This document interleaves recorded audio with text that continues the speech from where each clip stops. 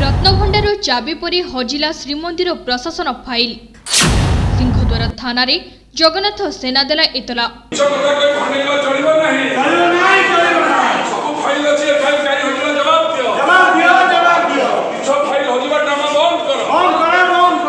रत्नभंडार चाबी परी श्रीमंदिर प्रशासन दुईटी फाइल हजिबा घटना जगन्नाथ सेना पक्षरु सिंहद्वार थाना रे एतला दिया जायछि। घटनार तदंत पई दाबी करिछि जगन्नाथ सेना।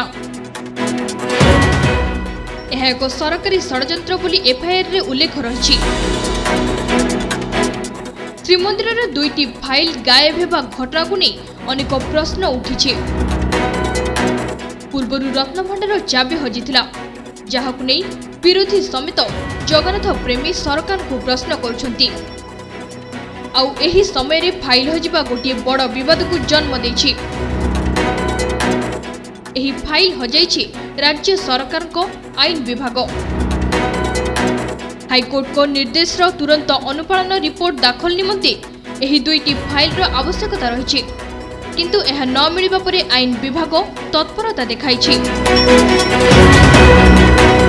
श्रीमंदिर फाइल हजिबा एटा कोनोसी नुआ घटना नुहे।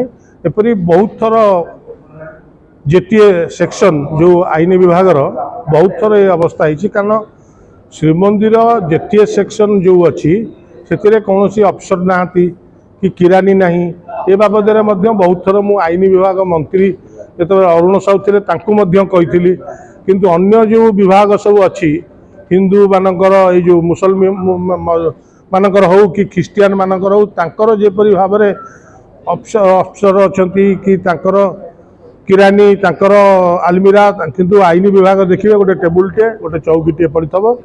आपण मानक मोर अनुरोध आपण मानकर मीडिया माने भुवनेश्वर प्रतिनिधि माने जाइकरी आईन विभाग रे जेटीए सेक्शन को फोटो सर्वसाधारण भक्त मानक देखा उचित, राज्य सरकार देखा उचित जे जगन्नाथ प्रति राज्य सरकार आईन विभाग किपरि भाव में एक चलाउछि, कारण या पर किछि उद्देश्यमूलक भाव में ये फाइल की गैप कर दिया जाइछि।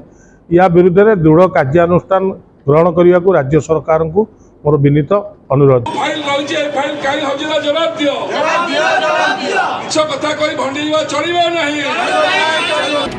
दुईटी फाइल एबे केउठी रहिछि ताकु प्राथमिकता भित्तिरे खोजिबा पई आईन विभागर उपसचिव अंशुमान महांती विभागर समस्त शाखा को चिठी लिखिछंती।